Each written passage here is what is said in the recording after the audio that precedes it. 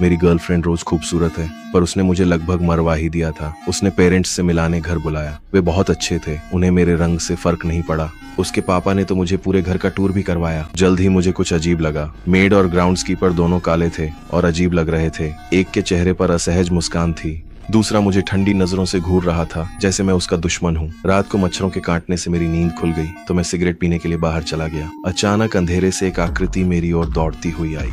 मैं डर के मारे तुरंत अंदर भाग गया। बाहर रुकने की हिम्मत नहीं हुई। लिविंग रूम में रोज की माँ ने मुझे अपने पास बुलाया।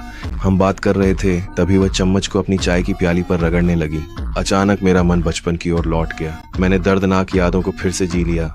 उसकी सम्मोहन शक्ति के तहत मेरी आत्मा टूटने लगी।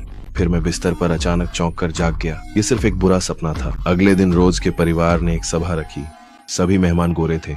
वे जरूरत से ज्यादा उत्साहित थे। मुझे हैंडसम कह रहे थे और कह रहे थे कि गहरी त्वचा अब नया ट्रेंड है। कुछ लोगों ने तो मेरे मसल्स तक छू लिए। असहज महसूस करते हुए मैं बाहर तस्वीरें लेने चला गया। तभी मेरी नजर एक और अश्वेत व्यक्ति पर पड़ी। मैं खुशी खुशी उससे मिलने गया, लेकिन वह धीरे धीरे चला। उसके चेहरे पर कोई भाव नहीं था, और जब उसने बात की तो वह गोरे लोगों की तरह बोल रहा था। एक बुजुर्ग गोरी महिला वहां आ गई। वे एक जोड़े लग रहे थे, पर महिला उसकी माँ की उम्र की थी। उसने भीड़ के सामने उसके शरीर का दिखावा किया तो मैं असहज होकर कमरे में चला गया।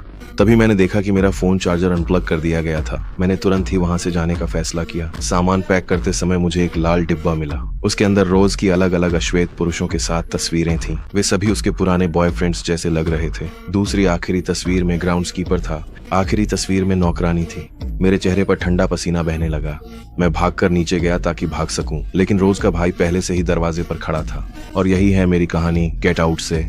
अगर आप रुचि रखते हैं तो खुद पूरी फिल्म जरूर देखें। देखने के लिए धन्यवाद और अगली बार फिर मिलेंगे।